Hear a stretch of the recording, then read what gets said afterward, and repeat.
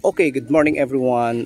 Maraming nagtataka bakit parang iba yung Calaguas Island. Yes, iba po talaga dahil sa nakalipas na pandemic and ibang mga regulation ngayon. At kung makapapansin niyo dito sa bahaging ito may nakalagay no business permit, no operation. Ito yung dating pwesto kung saan maraming mga DIY and other low-cost packages na tutor dito sa Calaguas. So, this is the current situation nitong nakalipas na pandemic.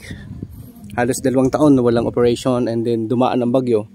So, eto na yung kasalukuyang situation dito sa mga resort na ang may-ari ay yung mga locals. So, mostly, eto, sira na yung mga cottages nila. So, there's no way for them to go back sa tour operation dahil they don't have business permit. So eto, dating mga maaayos na kubo ngayon sira na.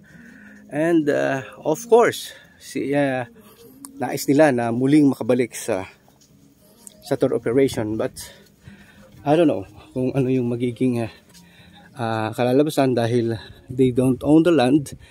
So hindi nila sila makapagawa ng business permit and other regulations. So eto na, dati punong-puno ito palagi ng mga guests. Ngayon it's like a haunted house. Yeah. So puro sira na ang mga cottages dito sa lugar na to. Okay, so eto, lugar na lang to ng mga local, yung mga taga rito. Yan, sila yung mga dating owner nito. Sila yung nakapwesto sa lugar na to. Okay. This is the current situation. Yan. Yan, wala na lahat. Sira-sira na yung mga kubo. As we can see. Yan. Ang dating isang masayang lugar. Ngayon, ganito na. So yung mga dating pumupunta sa Calaguas at dating pumupunta sa lugar na ito, ito na yung situation ngayon. Alright, so sira na lahat ng mga cottage. Wasak na lahat. Ang mga nandito na lang, syempre yung mga taga rito na lang. Yung mga taga Vinsons, taga Calaguas na lang lahat ang pwede sa lugar na to. Ito, sira-sira na rin. So, 100% ng lugar na to, wala na. Hindi na makabalik sa normal operations. Sira na lahat.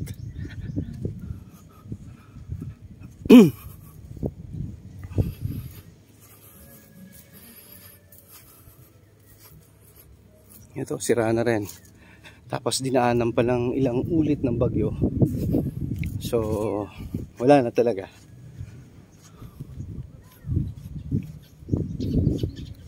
Yung mga nag-book dito sa lugar na to, yung pumupunta sa lugar na to, eto na po yung current situation.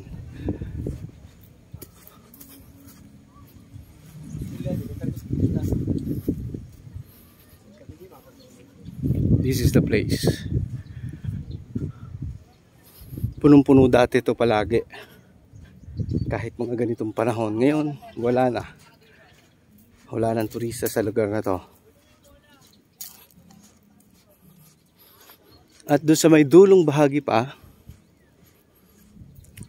private property po yan. Yung dulo na yan. May mga bakod na I don't know kung ano ang mga plans sa mga darating na panahon. So